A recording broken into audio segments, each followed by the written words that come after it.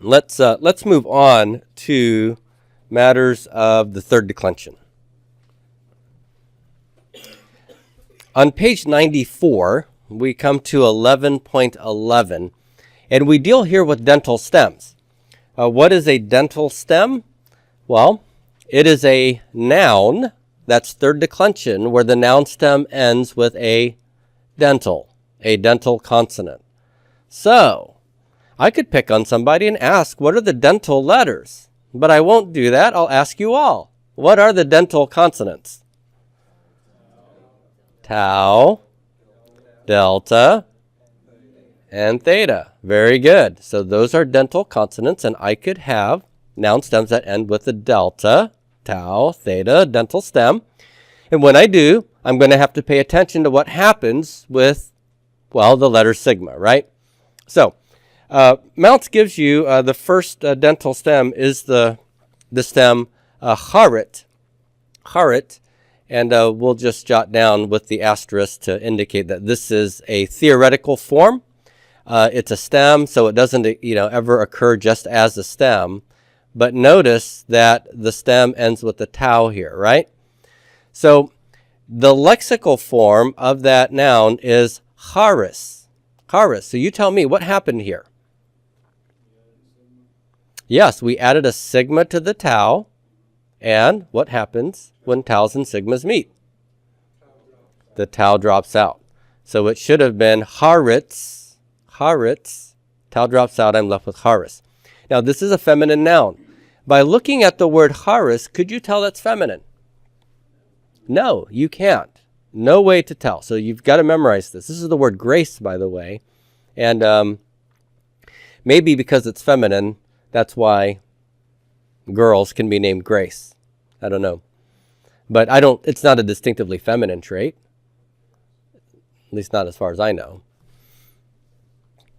So anyhow, charis is our nominative form. When I want to add my third declension case endings that belong to the feminine, then I get the sigma, os, iota, a, right? So what am I going to do? I'm going to have charit plus the os. Is there any reason for the tau to fall out? No. Taus are happy before the consonant, or the vowel and the consonant os. So we get charitas. Say that with me. Charitas. Dative chariti. And charita. So plural, charit gets the epsilon sigma. So charites. Chariton. So now what happens over here? I get charit C. Is that going to be able to stay like that? No. Taus before sigma go away, right? So that's going to disappear. So it becomes charisi. Okay? And then charitas. Now, the likelihood of seeing plural forms like this is not very high because the word grace is not really something you can count, right? But if you individuate them and think of them as maybe gifts, right, then you could say graces. We have many graces. So in those contexts, you might see that as a plural form. Now, the next word we have is phos. That's the nominative form. This is a neuter noun. And here I'll jot down the stem. It's phi, omega, tau. This is why it is a third declension noun. It ends with a tau, ends with a consonant. What's unusual about this neuter form?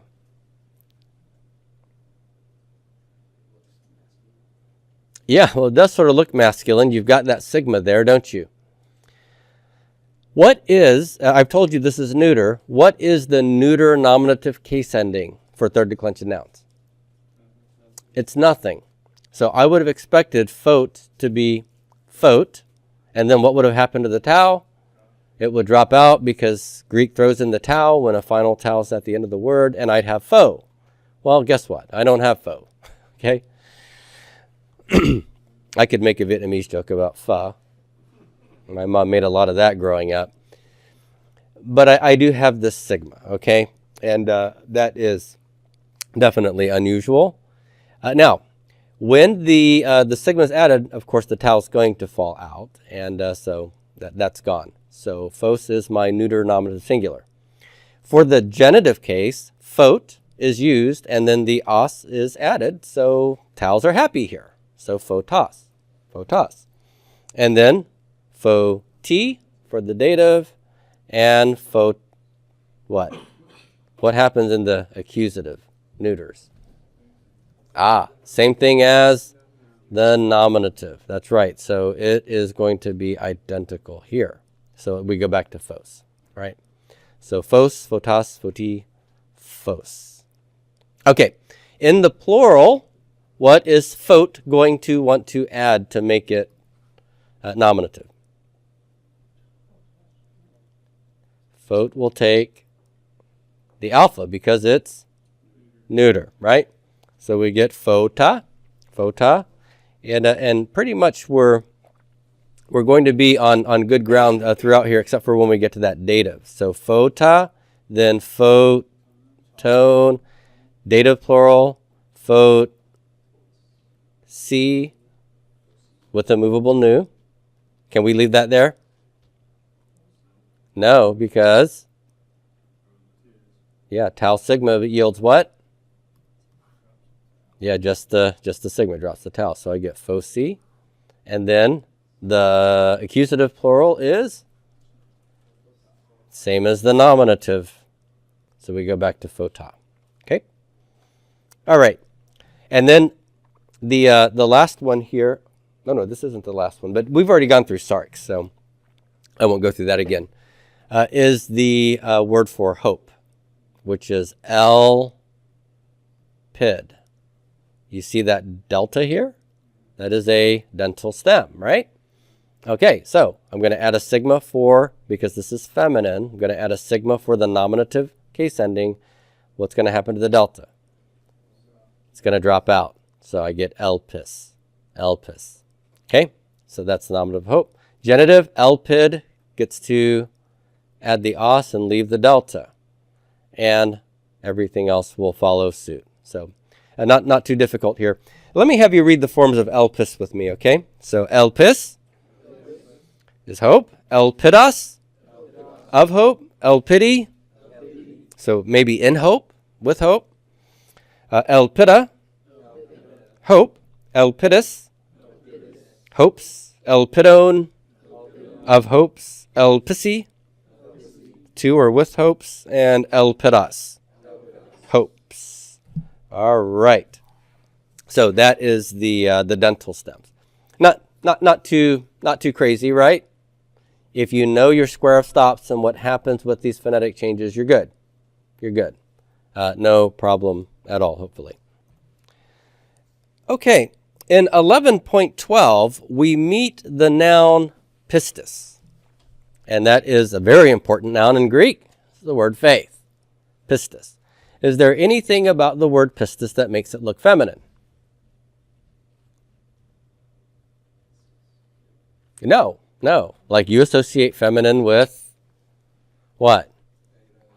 Yeah, etas and alphas, right? So there's not, again, this is the problem with third declension nouns. You can't look at them and know what their gender is unless you're dealing with something with natural gender. So you just have to learn this. But here's a clue. Most of your abstract nouns in Greek are feminine.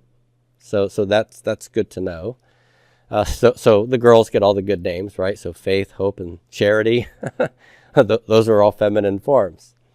Okay, so let's look at the forms of pistis here. And pistis is a third declension noun, but if you look at that, it doesn't look very, well, it doesn't logically look like a third declension noun, because if I drop that sigma case ending, which looks like the third declension nominative case ending, it looks like I have a stem that ends with a vowel here, doesn't it? Okay, but we learned that first declension nouns have stems that end with what vowel? First declension nouns. Alpha or eta, and second declension nouns, yes, their vowel, stem vowel is an omicron, right? So we don't have any iota stems per se. what did this stem end with that makes it a third declension noun?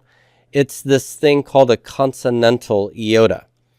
You know how in English we have this Y sound, as in yes, yes, Y, yeah, yeah. At the beginning of a syllable, a Y is a consonant. Yes, yes. But take a look at the word only here. Right here. Is the Y in only a consonant there? Yeah?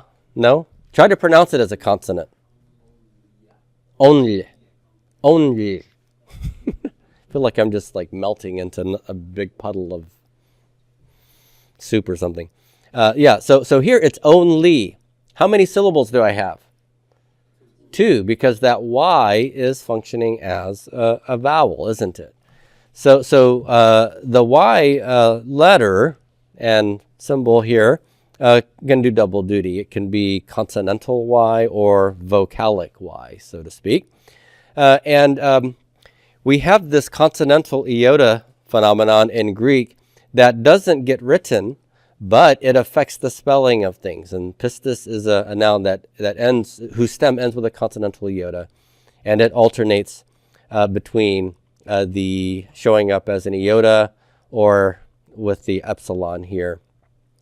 And there's going to be some peculiarities to the form here, and I'm going to try to just help you remember some of what you already know. Okay, so say these with me. Pistis. So does that have the sigma you want to see for a nominative third declension noun? Yes. Okay, good. Pisteos. Say that with me. Pisteos. Now here, you don't have the standard omicron sigma that you're looking for, but you do have an omega sigma. So if you can just remember that an omega is a long omicron, then you might be able to remember that that's the genitive form. Piste has an iota.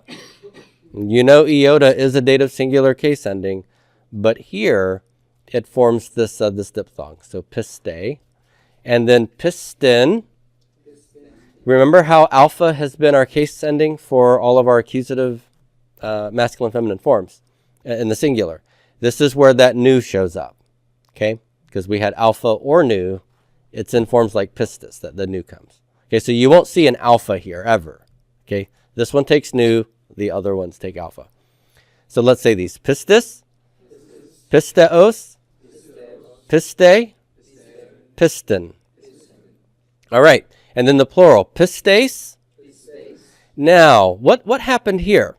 You remember that your epsilon sigma is your case ending, right? Okay, so you haven't learned the contractions yet. But one of the things that you're going to find is that when two epsilons come together, so we've got epsilon over here, when two epsilons come together in Greek, that produces a contraction, and this becomes epsilon iota. So this epsilon iota that you see here is really the result of an epsilon meeting the case ending that you do know and producing a contraction that you don't know yet. All right? So that's the plural of faith. Again, translating these as plural forms will sound odd, but I guess you could say there are many faiths, right? Okay, everybody, pisteon. That's very normal. Pistesi. That's very normal, isn't it? And then here, what's a bit unusual about this, this feminine noun has the same nominative and accusative plural. We see that with neuter forms, not with feminine forms, but pistis forms do this. Okay, so I go back to ace, pistes, for the plural and the accusative. So everybody, pistes, pisteon, pistesi, pistes. All right. So let me have you, or draw your attention to the appendix so that you can see that Mounce provides you in this book with these patterns. And so this is a third declension noun, but it's a third declension noun with an odd pattern, right? So go to your textbook to 347. So beginning on page 347, he gives you the strange patterns, well, the normal patterns and then some of the irregular patterns for the different declensions. So if you look at your first declension patterns, hora and graphe and doxa are all the regular ones, aren't they? Look at the fourth column, what he labels N1D. I have neanias. Neanias. What is that? That is a first declension noun that's actually masculine. Okay? It's a first declension noun that's masculine. Now look at the declension pattern. So what's unusual here? Well, the sigma, right? Because most of our first declension nouns have no ending for the nominative case. But because this is masculine, it's going to borrow the sigma of the second declension. Look at the genitive, neaniu. This is a masculine and second declension case ending, isn't it? Because it's using the omicron stem and the upsilon.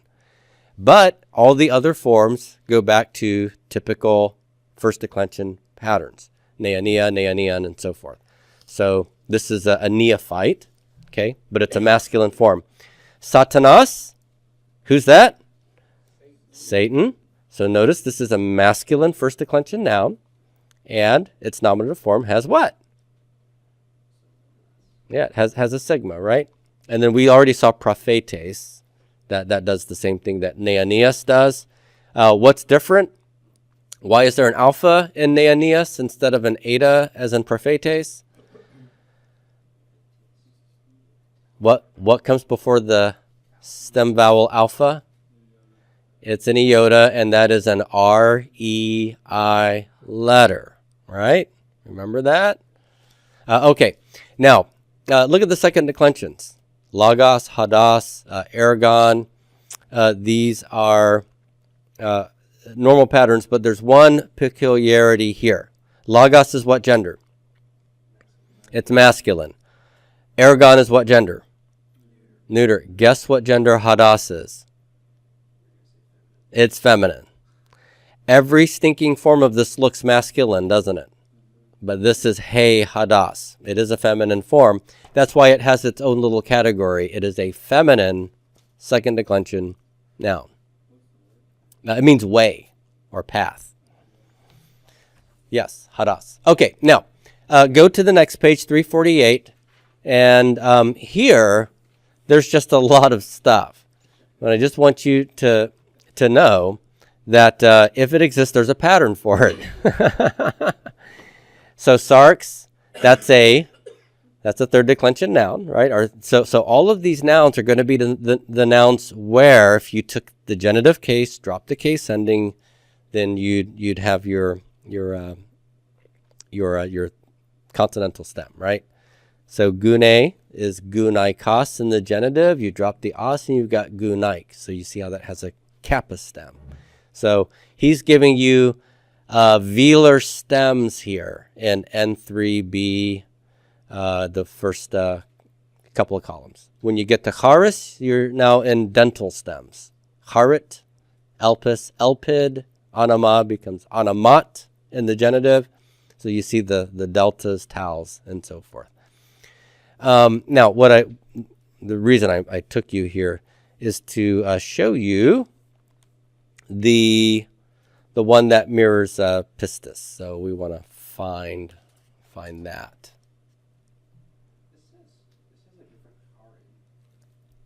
What's that?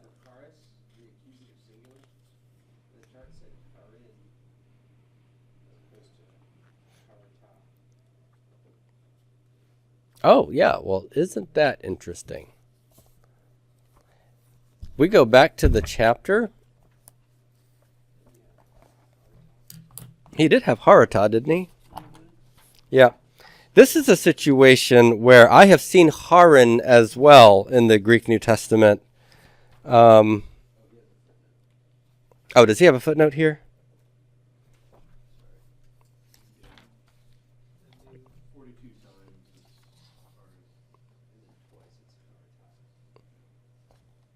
Okay, good.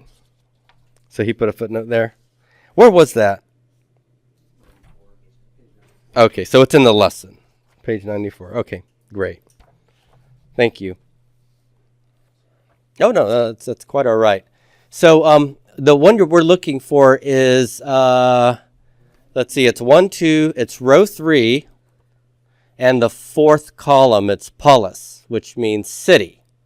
You've seen polis, right? A Greek polis is a Greek city. So look at the forms. Does this match the forms of pistis you just saw? Polis, polaos, pole, pollen, and we'll skip the vocative here. Polis, polaon, polisin, and polis. See how the accusative is the same as the nominative there in the plural? And this is a feminine noun, just like hey pistis, hey polis. Okay? So you're going to find several other nouns that follow the pistis and polis pattern. Get used to it. The good news is that pistis is used so frequently in the New Testament that you will get used to it. But start getting used to it now. Okay? This is a common pattern for third declension. All right. Now, the last part of the chapter is 11:15, and Mounce gives us two final patterns, pater and hudor, and he mentions that aner and mater follow these patterns. What's pater mean? Father. And let's look at the forms real quickly, and then we'll make some comments. So the nominative singular is pater. Say that with me. Pater. Genitive singular, patros. Dative singular, patri. And accusative singular, patera. All right, so you tell me, what do you observe about this stem?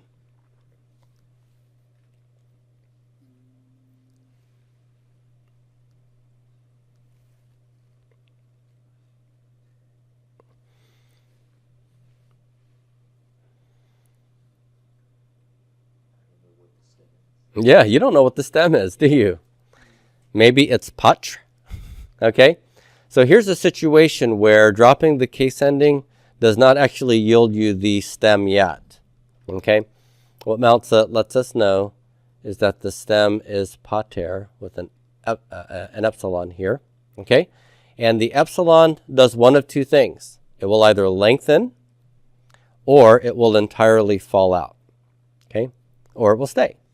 So pater, long epsilon is an eta. Patros, complete drop. Patri drops out. Patera stays epsilon. By the way, what do we call it when vowels change their length? Ablaut or vowel gradation. Okay? Vowel gradation or ablaut. Here, I'll jot both of those down. Ablaut or vowel gradation.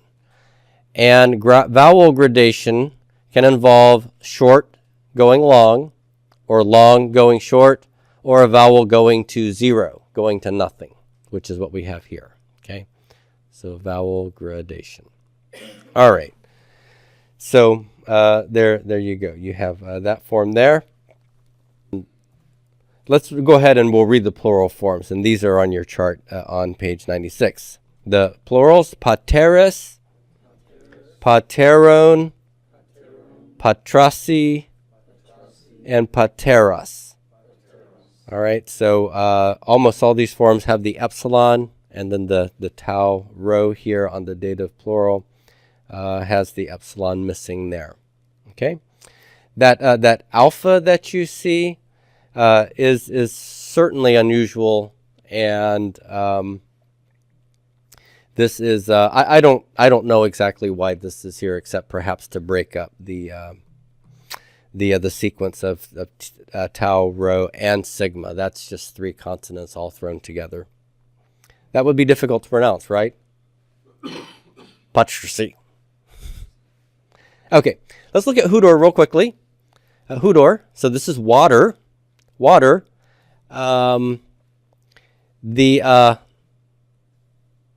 phenomenon of hydroplaning, right? What's that?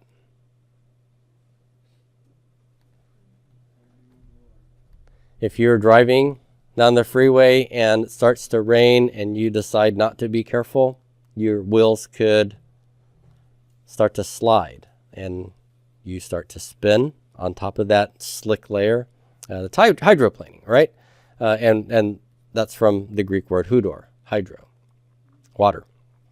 Okay, so here are the forms, everybody. Let's say these. Hudor, hudatas, hudati, and hudor. So what is normal about this from the standpoint that this is a neuter noun? That's right. Nominative and accusative are identical. The what's the is there a case ending added here to the form in the nominative and accusative? No, you don't have like a sigma or anything like that, right? What is the stem?